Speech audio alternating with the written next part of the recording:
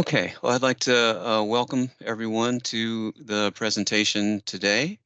Um, I'm Kent Edwards, the Sustainability Officer for the City of Delray Beach, and Mary Wasney is the Assistant Sustainability Officer. We make up that two-person office, and we're really glad to have you to join us for the City of Delray Beach Earth Month presentation. I'm really happy to welcome Cindy Wasser from the National Green Building Standard. She will be our guest presenter today a little bit later on in the meeting. Cindy is the Senior Manager of Green Building Programs at Home Innovation Research Labs. She leads technical oversight, advocacy, and manufacturer engagement activities for the NGBS, and she'll be presenting a little later on. Just a couple of notes. Everyone has been muted during the presentation and chat is off. There will be time for questions at the end of the presentations though. So with that, I have a little bit of an introductory presentation. Start with a brief overview of the Green Building Ordinance from the city. So why are green buildings important? And there are a lot of reasons why green buildings are good, but the most important one I think is to address greenhouse gases. The city did a greenhouse gas inventory in 2019, and we found that 44% of emissions come from buildings. That's a pretty standard result. And if we're going to meet goals of reducing carbon emissions by 50% by 2030 and net zero by 2050, we're going to have to address our buildings as one of the main targets. And it's important to address climate change, that we address greenhouse gases. So the features of the ordinance, and the ordinance was designed fairly simply and to succeed. I mean, that's kind of self-evident, but these features we think will work well. First of all, there are three programs that are cited in the ordinance: the NGBS, the Green Building Initiative, the Leadership in Energy and Environmental Design, and the Florida Green Building Coalition. And just as a side note, on the next 3 Fridays, we will have a similar presentation, but with a focus and a presenter from each of those 3 organizations. So please join us for that. So features of the ordinance: there is a tier from 15,000 to 50,000 square feet that is at the minimum level or entry level certification, so bronze, 1 globe or certified level, and a second tier for buildings 50,000 square feet and larger. That's at the silver or equivalent to globe level. The ordinance does not apply to historic buildings and a lot of renovations, because those buildings, just by the nature of conserving the materials, are already sustainable to a certain extent. The effective date for the ordinance is later this year, November 1st, 2023. So we're doing some education and outreach like today in preparation for that. And the ordinance has a provision for being reevaluated in 2 years, so that we can see how it's functioning. The ordinance does apply to the overall city, and that's an expansion from the existing ordinance. So what do we expect to be some of the effects? The ordinance expands the requirements to the whole city, and so we should see an increase in the number of green buildings in the city of Delray Beach. And that is a very good thing, that city of Delray would be recognized for being a center for more green buildings. In that 2-year evaluation period, we can collect information and do outreach, obtain comment from the community, and so we look to improve it at that time frame. With incentives or other kinds of features. The ordinance is consistent with Florida Statute 255.2575 that requires all government buildings have a green building certification. So we have better defined that for Delray Beach. and we expect that there would be no increase in processing time for permits. We have taken on an e-permit system, and again, the ordinance is designed in a way that it should be workable and doable, and it's important as we go forward.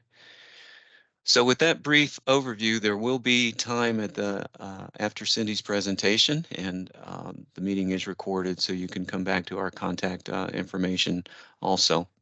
With that, I'm going to unshare screen, and I'm very happy to introduce Cindy again to give us an overview of the National Green Building Standard.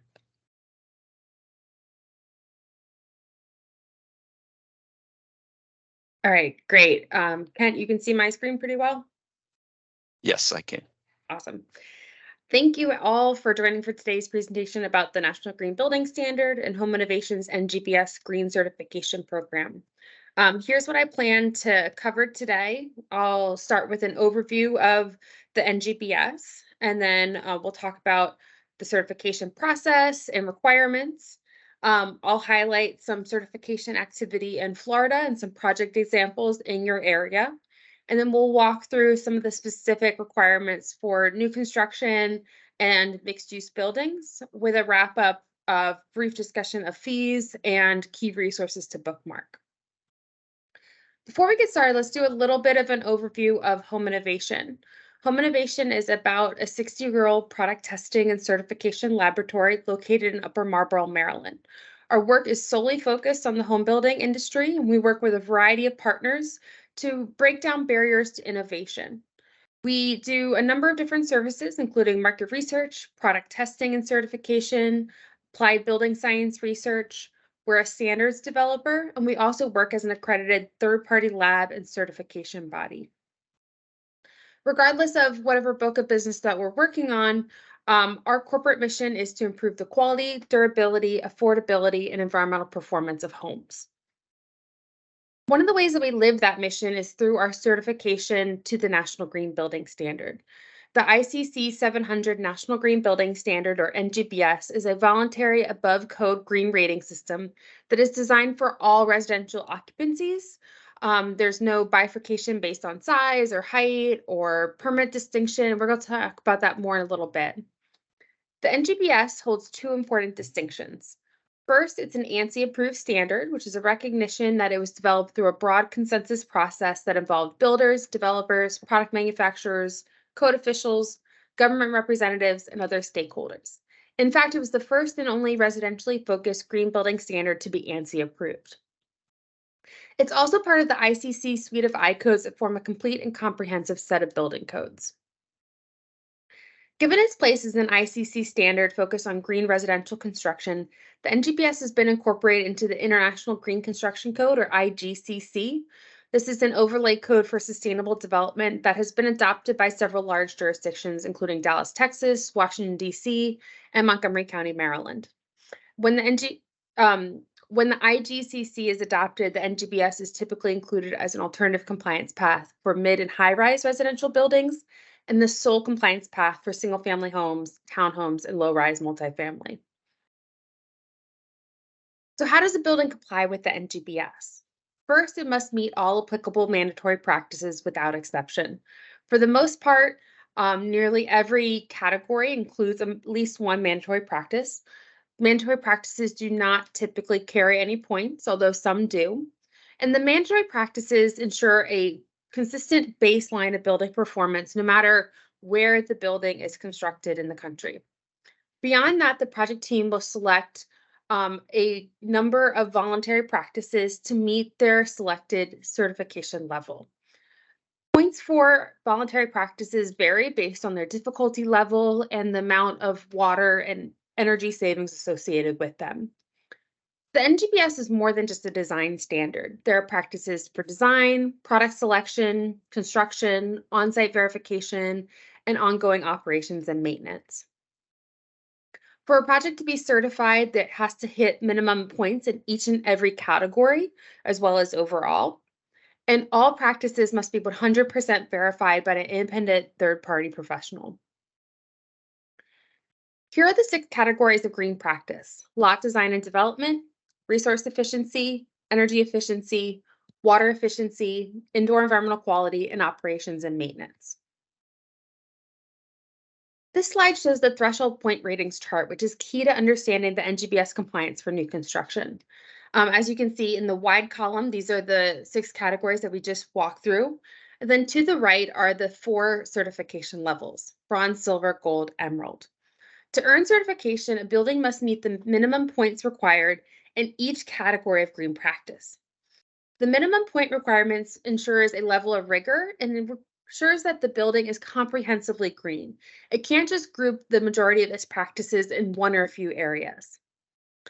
For each certification level, the points required increases. So a building that is silver or gold or emerald level is going to be higher performing across the board than a project certified at bronze. The certification level earned is based on the building's lowest score in any of the categories. So let's say that we have a project that has earned 350 points. If it only earns 35 points within the water efficiency section, the project will only be certified at the bronze level.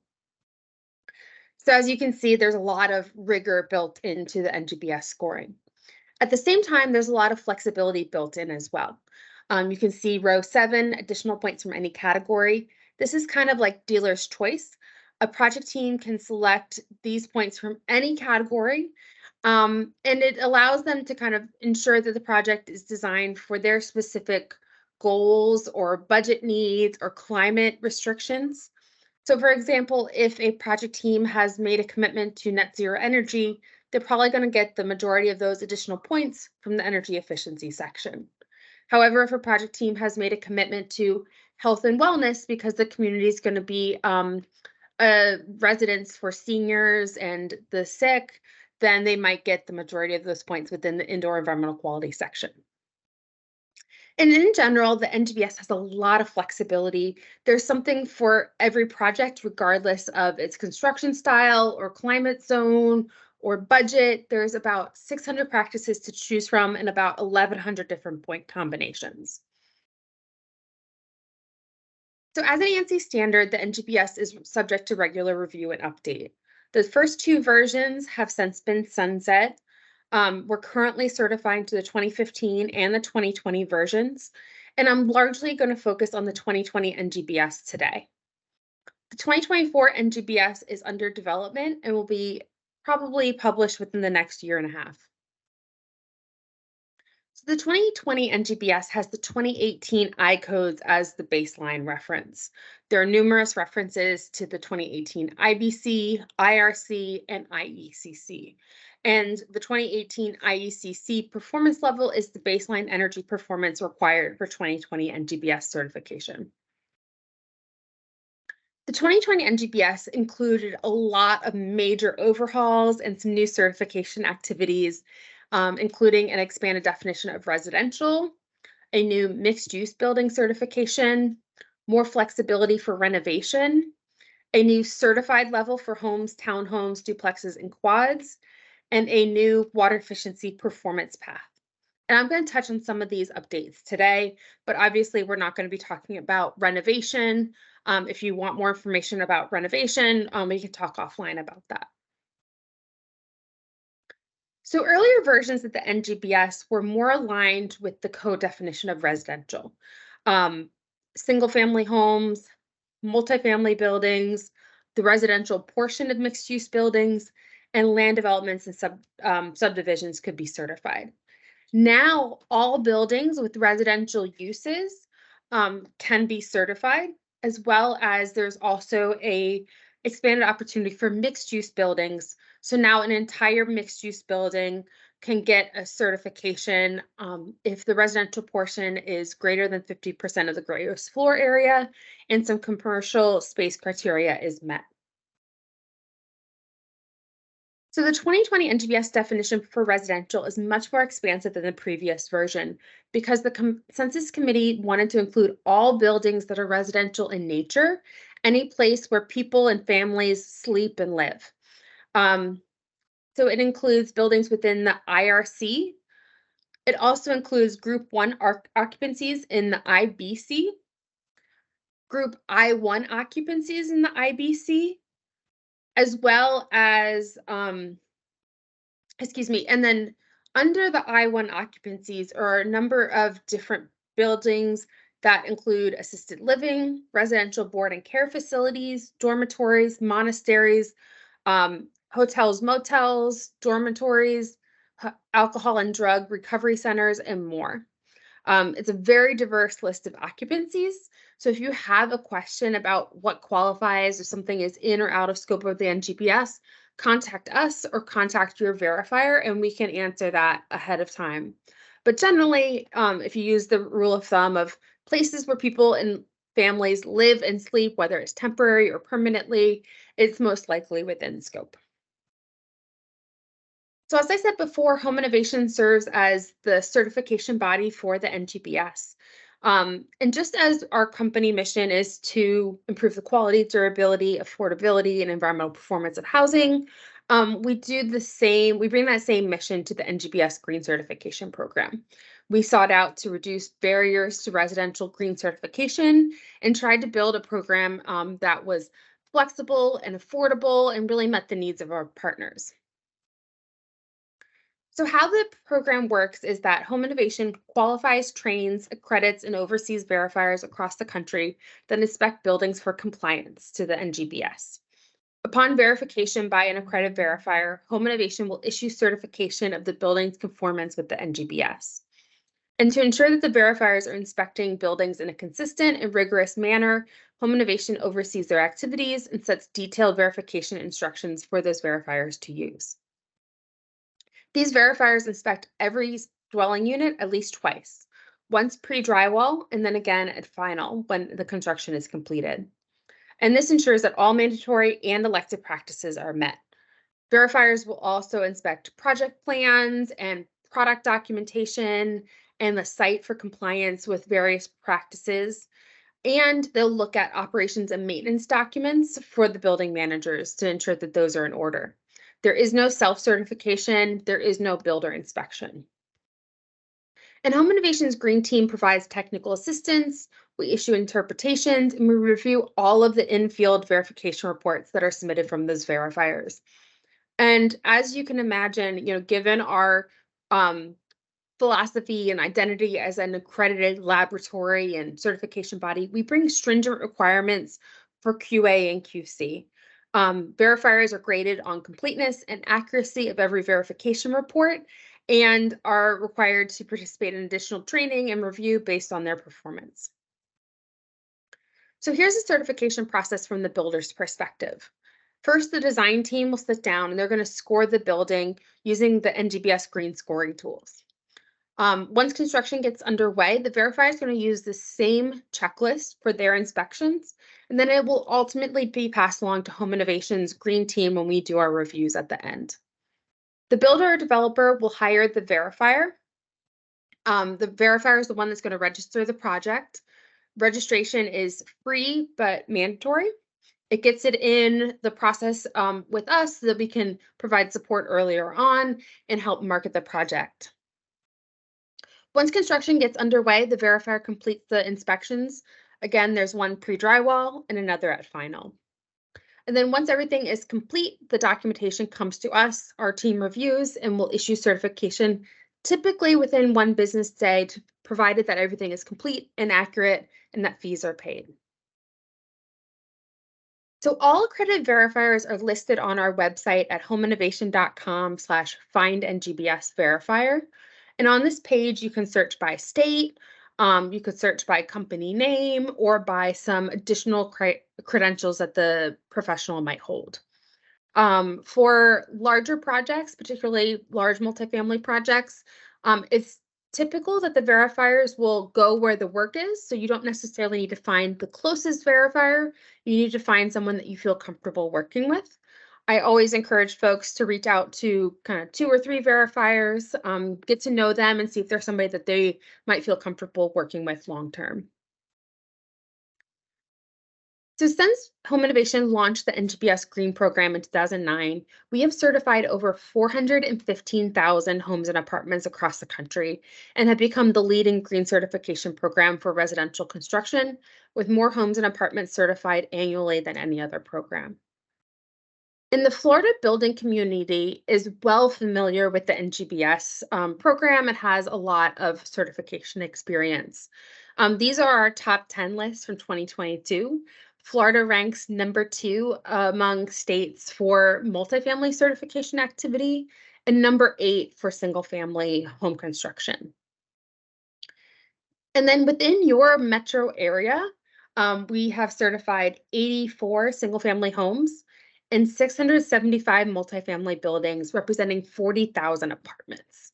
So I think that these stats should give you good assurance that there are architects and trades and verifiers within your market that can help support you should you choose to pursue NGBS Green certification.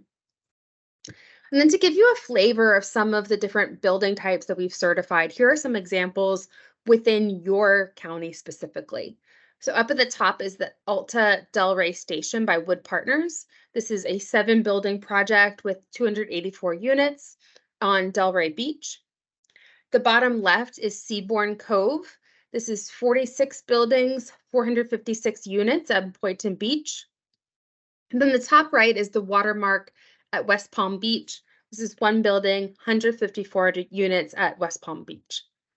So just wanted to give you a little flavor of what's happening in your area.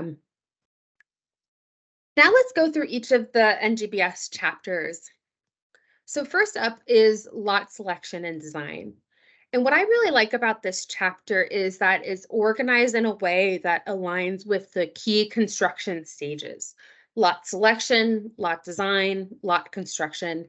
And it gives you really meaningful things that you can do at each of those construction stages that can earn points toward certification and make the lot and site work more sustainable. So with the 2020 NGBS, one new mandatory practice was published for this chapter, and then there were a number of new practices added that can earn points toward certification. A lot of the new practices center around reduced auto dependence, alternative vehicles, and practices to enhance wellness, including smoking prohibitions and on-site dedicated recreational space. So as an example, 501.2, this is a new item for multimodal transportation. Bicycle enclosed storage or covered bicycle parking spaces earn points, as well as access to shared vehicles such as car share or shuttle to transit. Bike sharing programs are all eligible to earn points. 505.8, street network, is another new practice. This is a practice that awards points based on high intersectional density. And that's defined as an area where existing streets and sidewalks create at least 90 intersections per square mile.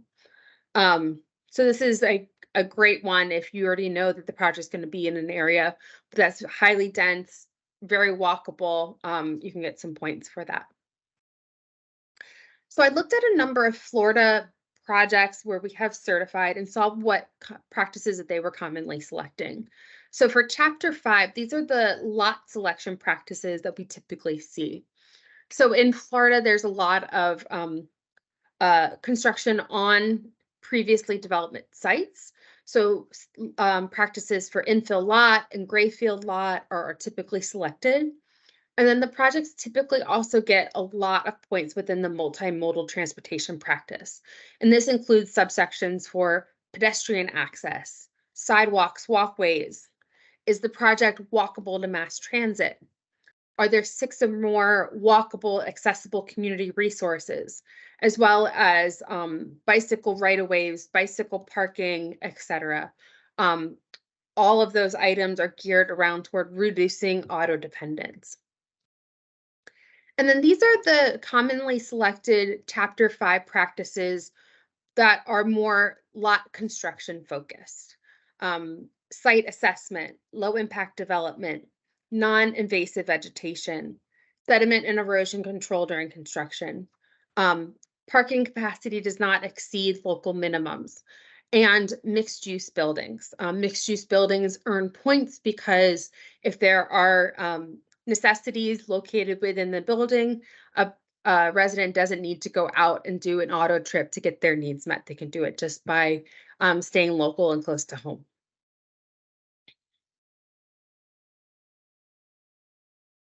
The next chapter that we're going to touch on is Chapter 6, Resource Efficiency. So this is the chapter that focuses on using fewer resources, using higher grade, higher strength materials, constructing for moisture management, and improved durability. So with the 2020 NGBS publication, there were a couple new mandatory practices to this section, and then there were a number of optional practices added. Those new optional practices relate to recycling and waste management, product declarations, and resilient construction. So I'm going to touch just on the resilient construction practice. This is a new item for 2020 NGBS, and up to 15 points are available based on how much the building's design is more resilient than base level code. So it is very flexible and performance-based, but you will need an architect or a designer to sign off on that percent above the base design. This is a great practice because it is a great complement to HUD's disaster recovery funding requirements. So if you're in an area that is where there's HUD funding available, you might already be needing to do resilience requirements to satisfy the HUD funding needs, and this can complement that very well. So in Florida, we see these items commonly selected. These are design-focused practices.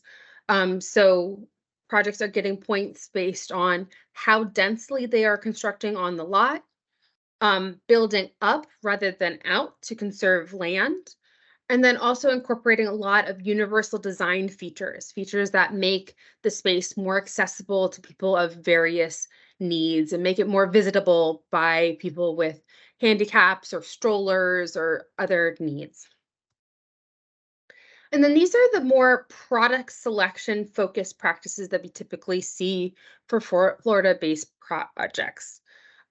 Resource efficient products, lighter, thinner brick, engineered wood, roof trusses, pre-finished materials, regional materials. And in particular, the regional materials that we see commonly selected are concrete, drywall, CMU, termite resistant materials, moisture control measures like flashing, covered exterior doors, and more. And then cool roofs, Energy Star, Cool Roof certified, vegetative roofs, or low SRI materials. Those can earn points, and that's really important down in your area where there's where it's warmer, you want to cool off. So that wraps up resource efficiency. Next, we're going to go on to energy efficiency. Again, the baseline energy performance is the 2018 IECC. This is aligned with bronze level certification, and then higher level certification levels will require higher energy performance. With the 2020 NGBS, there was more flexibility added in. There were some new compliance paths added, and then there were 6 new innovative practices added as well. So there are multiple options for meeting the energy efficiency chapter. These are the 3 main compliance paths: performance, prescriptive, and ERI. For any of these 3 paths, you need to also address the mandatory practices within 701. 701 addresses many of the core energy efficiency practices like fenestration, air leakage, installation, air sealing, duct leakage, etc., that are so critically important for building performance. If you're following any of these 3 paths, you also need to comply with at least 2 practices from 705, which is additional practices, or 1 from 705 and 1 from 706. 706 is innovative practices. So performance path, if you're following this pathway, you're doing energy modeling to demonstrate at least 2018 IECC energy performance or higher, and all of the certification levels are available to you: bronze, silver, gold, emerald. Prescriptive path, you're earning points based on specific features and products installed. You have to earn at least 30 points from Section 703 to comply. And if you're following this path, you're not going to be able to hit Emerald level certification. The highest level certification that you can get is gold.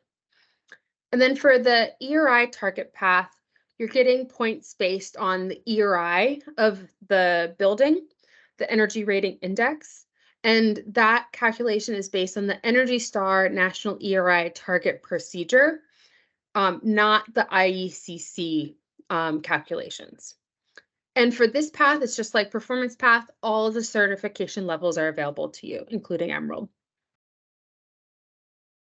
In addition to those three main compliance pathways, there are a number of alternative pathways. And when any of these are pursued, one does not need to do the 701, 705, 706 additional criteria.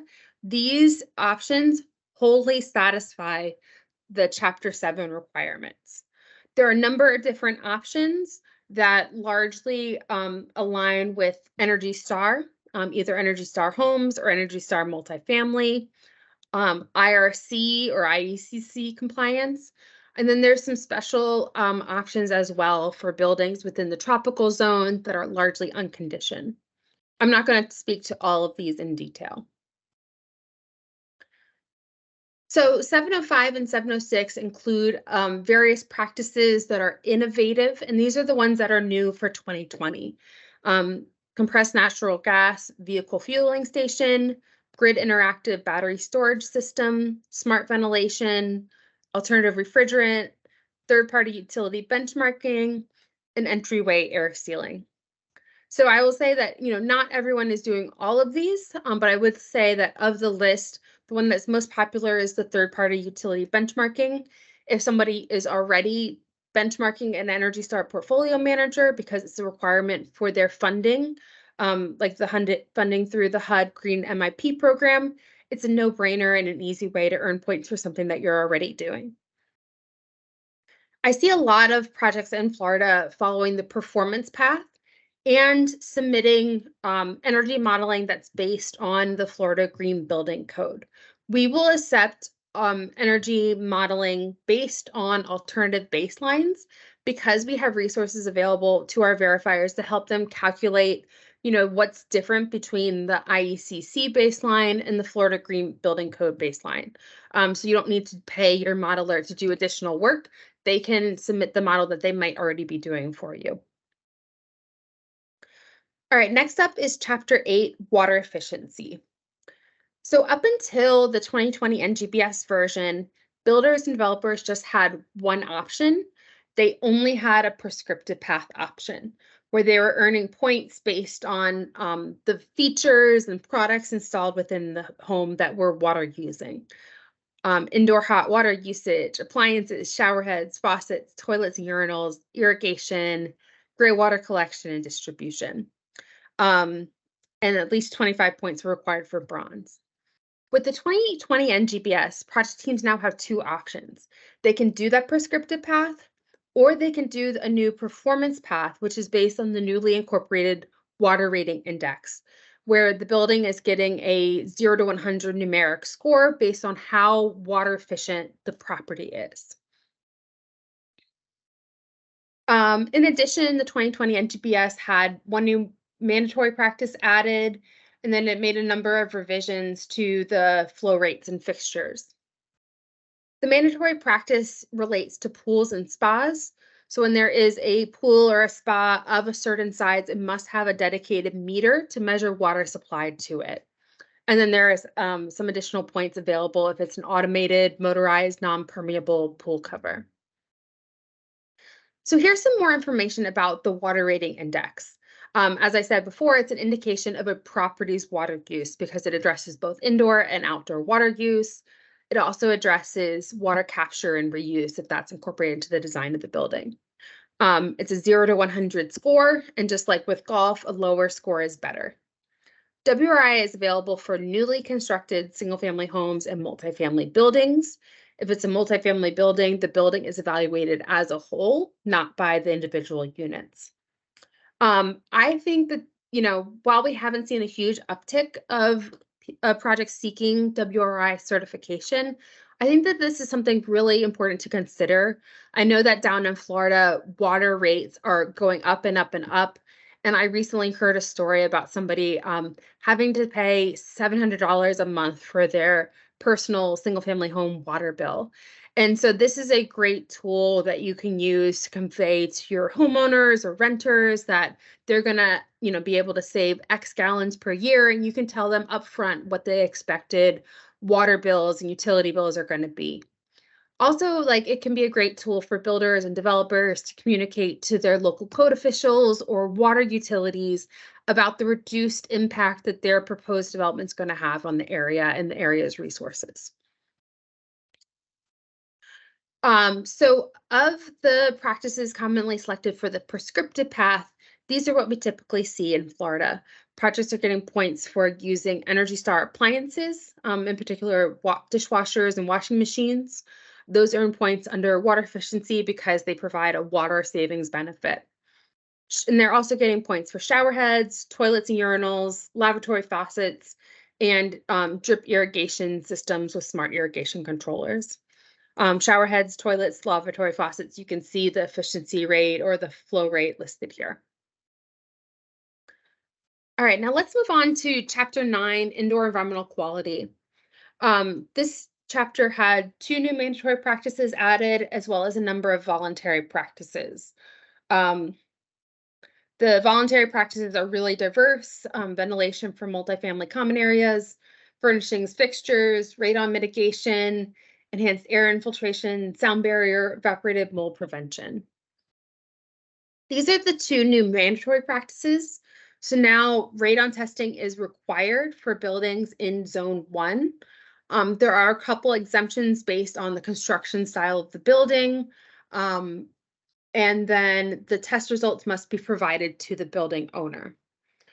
This is required regardless of whether or not radon mitigation is planned as part of the building's construction. Also, there was a microbial growth and moisture inspection added as well as an additional mandatory practice. These are the common practices that I see Florida-based projects selecting. So they're getting points because they have no combustion fireplaces within the dwelling units or the amenity areas. They are implementing robust garage sealing to prevent combustion pollutants from entering the building. Multifamily and mixed-use buildings are earning points because they're designating certain spaces a non-smoking area to reduce indoor air pollutants. Spot ventilation strategies get points as well. HVAC protection during construction, low emission products, and then cross ventilation. Those are the key areas that we see as commonly selected.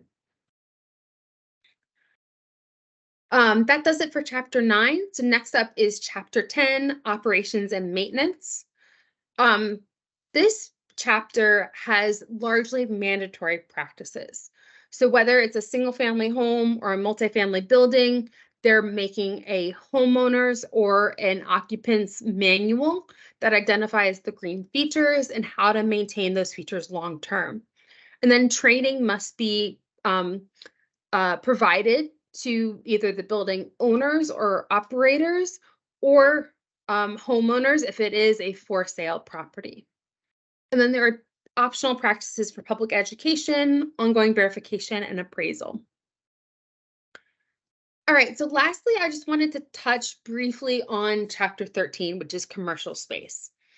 So commercial space was a new area that was added for 2020 NGBS, and this provides a set of compliance criteria for the commercial space within a mixed-use building.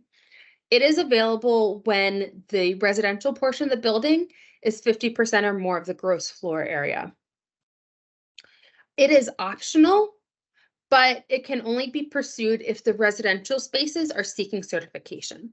A building can't just pursue certification of just the commercial space on its own.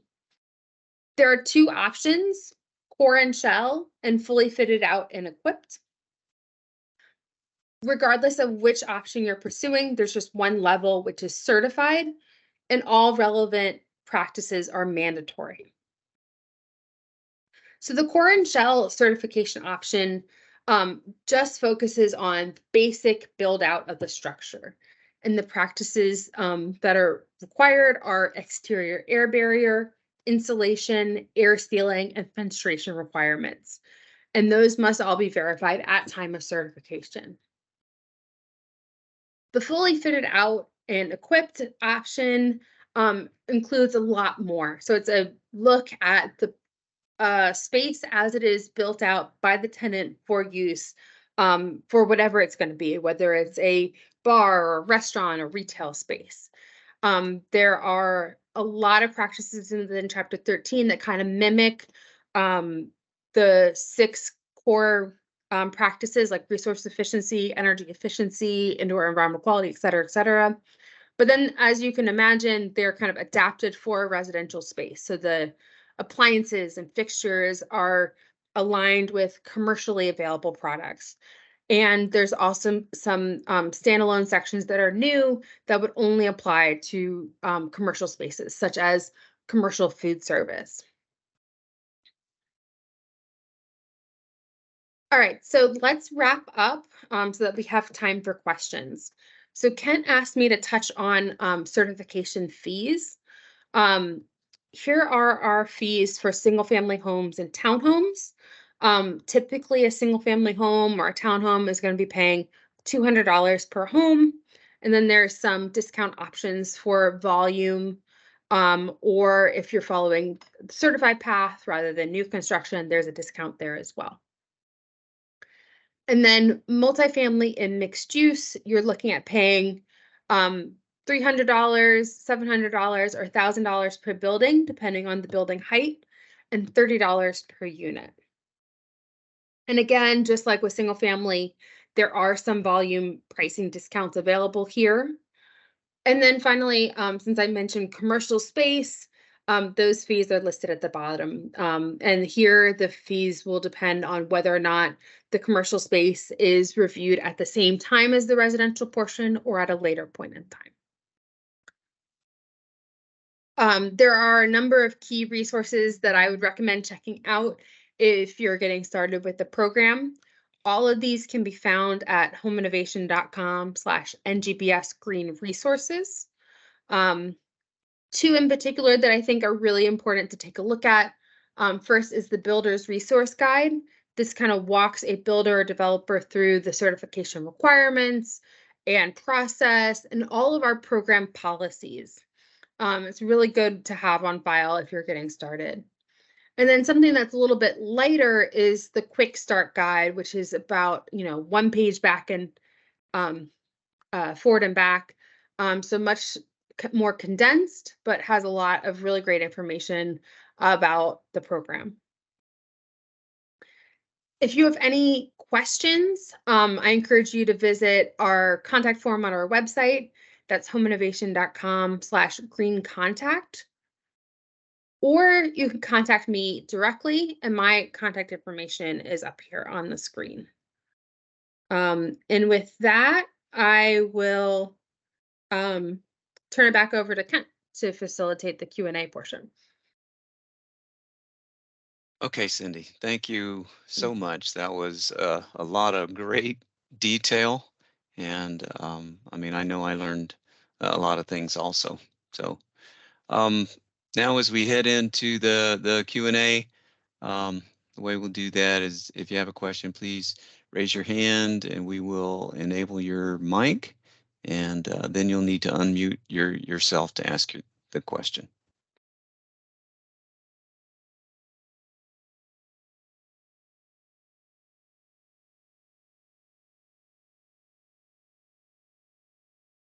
And I'm just going to go ahead and allow everybody, because there's only 6 people, so I'm going to allow all their mics. So that way, Sure. If they want to jump on, they can to ask a question. Sure, that sounds good.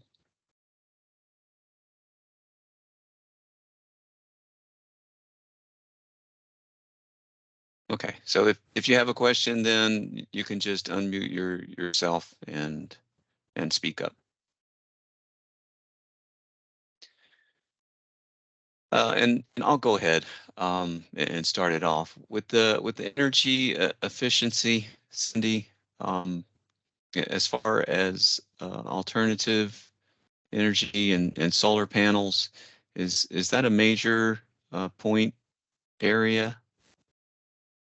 Yeah, you can get a quite a few number of points for on-site renewables because you're getting number of points based on the kilowatts added to the site divided by the number of dwelling units. So it's not capped. You can get quite a No. few. Oh, I like that feature. So it Mhm. it doesn't have a set number. And also for again, just thinking about our area and some of the other projects that the Office of Sustainability and Resilience works on, habitat improvement is something that we're working on. Use of native plants. Is native plants a feature that has points associated with it? Yeah, so in chapter 5, there's a big section focused on landscape plan. One of the areas where we often see people selecting for points is non-invasive vegetation. So absolutely, your native plants are going to earn points there. And then if you are part of an initiative to support backyard habitat gardens, butterfly gardens, things like that, and you can demonstrate that you've got that recognition from that program, that's another area to earn points as well. Okay, great. So I mean, sure, go ahead. Yeah, I just want to expound on what you're saying. How about also shade trees? Does that have a separate category? Is that in the same category? It's within the same category, but there's a separate item for shade trees. And then also you can also get points under the lot construction subsection if you are installing some protections to protect those trees throughout the construction on the site. So like you get points for saving the trees if they're already on the site, and then you also get points for the shade that they provide long term.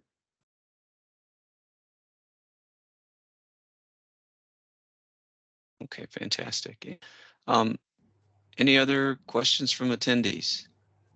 Yeah, here in Steamboat Springs, Colorado, we're concerned also about kind of that urban wildfire, you know, prairie fire kind of interface. We're looking, of course, at California really carefully to see how they're dealing with it. You know, up in Tahoe had a really nasty year. Last year we had a nasty year, and it's not getting much better. So your program, you're looking at a minimum certification level for 15,000 to 50,000 square foot buildings. So you're looking at tract homes mostly on a single parcel in order to do those for a single family. I'm not familiar with the term tract homes, but 15,000 square foot on one or a group of buildings is a part of a single development. So Yeah. potentially it could be a single family home. It could Right. be multifamily space, duplex, you know, and on up. So if 15,000 square feet was actually the threshold that got a lot of discussion in the community, and understandably so. And we were pleased to be able to get, you know, at that level. It still captures a lot of buildings in the city of Delray Beach, and you know, I think it is a good starting point. Yeah, we're looking at maybe 3,000 square feet with the minimum level, and then I wanted to ask about the third party certification fees, if that would apply to like a county in Colorado, maybe. So the certification fees are paid by the builder or developer. And then in addition to the certification fees, the third-party verifier that's providing the inspection services, they're going to set their own fees and Right. bill the the builder or owner as well. Yeah, all right. For a city or county, feel free to contact me afterward. We have had a few special arrangements where we either like license our scoring tools or otherwise like worked with the city or county directly. So that could be a good option for your area. Yeah, we've got a couple of firms that do blower door testing now, and they also do like Energy Star or a energy rating system. That's, you know, we never see what those fees are. A blower door test runs maybe $200 to maybe $300, and then you know, so we've had a local green building program since about 1995. It's kind of extant right now at the moment, but we're looking at reviving it and using one of these other formats. Great.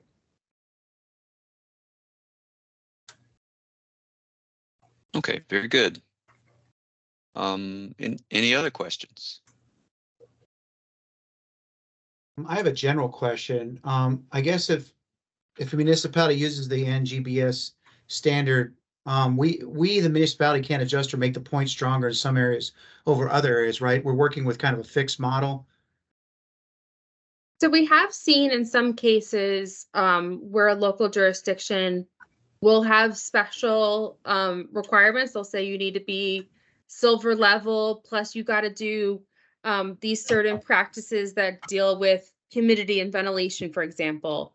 In this case, what City of Delray Beach has done is they've done something much more general. They would just say, if you're of a certain size, you're doing silver. If you're doing a bigger size, you're doing gold. I don't see that they've done any add-on special criteria beyond the stated certification level. Well, I was just kind of getting at where some, if there's a whole bunch of points allocated to a certain category, some people obviously pick, I'll call it the easier things to do. And then they are able to qualify to get enough points because they've done a combination of these things. And that's kind of where I'm getting at. Yeah. I will say that, like, one of the things that makes the NGBS really strong is that special point table that we saw at the beginning. Whereas like other programs are just based on a total point accumulation.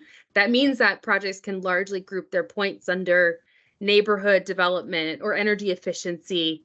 That can't happen with the NGBS. The project's going to be higher performing across the board. So even if they are kind of in a denser area where they're a shoe-in for a lot of infill lot practices, density practices, they still need to do a lot of additional things that's going to make the site holistically more sustainable, higher performing than other developments.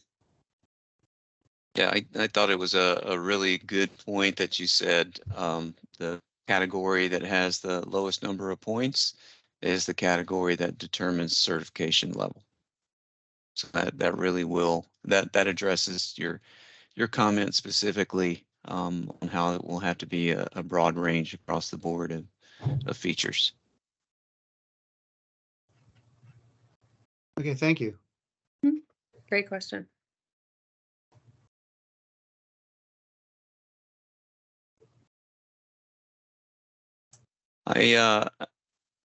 Unless someone else has another question, I just wanted to say it looks like there is quite a bit within NGBS that is specific to our area that can be used, whether it's the moisture control or strength of the construction and local sourcing, the native habitat, and I'm sure all the programs will have that kind of thing, but it is very good as we are starting out with green building ordinance here to have it be workable, have it be applicable, and with NGBS and the other options, we're really looking forward to increasing the number of green buildings in the city of Delray Beach, and look for ways that we can improve that and get even more green buildings going forward. So Before we wrap up, I'll make one more call for any questions that anyone has. And if not, then once again, I will really thank Cindy Wasser for the presentation today.